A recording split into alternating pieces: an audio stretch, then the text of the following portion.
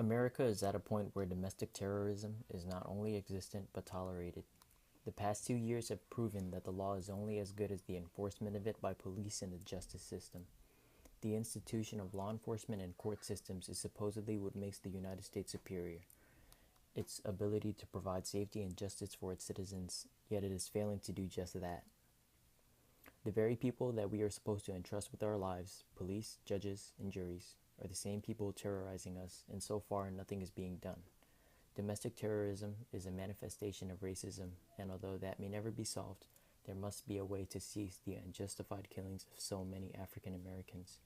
It starts with law enforcement reformation, a change in the court systems, and civil protest. Although it is hard to compare data from two different time periods, the following statistics are shocking. America's population is about 6 times that of England, yet there has been only 55 fatal police shootings in England over the past 24 years compared to 59 over the first 24 days of 2015 in America. That's equivalent to 21,000 deaths in 24 years, 390 times the rate of England. Consideration of the difference in population still cannot justify the huge discrepancy in fatalities. From that perspective, American citizens are being massacred. A study conducted by the Washington Post in 2015 showed that the rate of police shooting unarmed black men was very high. There were 990 shootings in total, and of those, 93 were unarmed. 40% of the 93 were black. Researchers concluded that officers perceived black men as more of a threat, which leads to the shootings, and that black men who did not attack officers were still being shot more often than white men who did attack officers.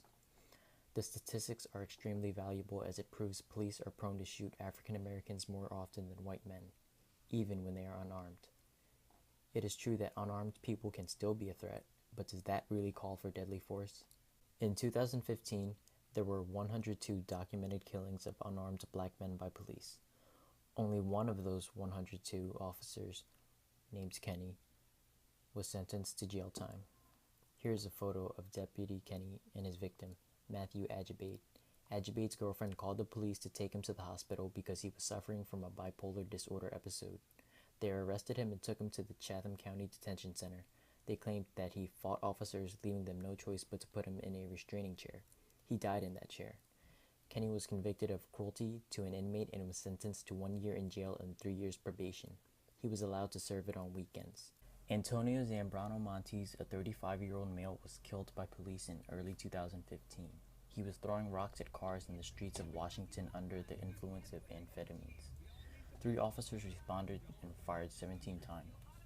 Prosecutors refused to charge the officers as they considered the rocks a deadly weapon. After being asked why he was not going to charge the officers, Franklin County prosecuting attorney Sean Sant said he was limited by state law and what he could prove in court, and officers are generally justified in the use of deadly force. It seems as though police are so eager to pull the triggers because they know they are protected by the corrupt institution of courts. The man was throwing rocks. Again, does that really call for deadly force? In effort to diminish the number of killings, people should not become what they want to stop. Stemming more violence is in fact hypocritical, chaotic, and useless. The misconception of physically fighting the battle to restore justice contrarily only establishes anarchy, the exact opposite of what America needs. The government wants African Americans to fall out of line, to make the mistake of reacting violently so they can justify every round that they fire. At the end of the day, they have the law on their side. Battling injustice with intellect and patience is the strongest offense, and frankly the only option there is. America needs strategists, not warriors. The Black Lives Matter movement is only a beginning to ensuring justice for the African American community. Protesting, filing lawsuits, and publicizing the reality of American society is also essential to change. Putting pressure on the courts to charge police for their crimes will undoubtedly spread awareness of the issue. It's about time we stand up for the African American community and restore the unalienable liberty that should be upheld for all. Having the most powerful military in the world, America can easily protect its citizens from external threats, only to terrorize them from the inside.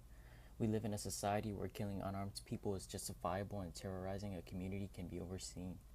Society's view on African Americans has become so malicious and cruel that they are afraid to be black. To begin with, there needs to be accountability. Police need to take responsibility for their actions and appropriate consequences must be administered. Their badges are symbols of their immunity to the law, contradicting the idea of equality that America was built upon. The oppression that is bonded with police's presence is already so strong, which is why it is an American duty to diminish the power they have in order to ensure lawfulness, liberty, and justice.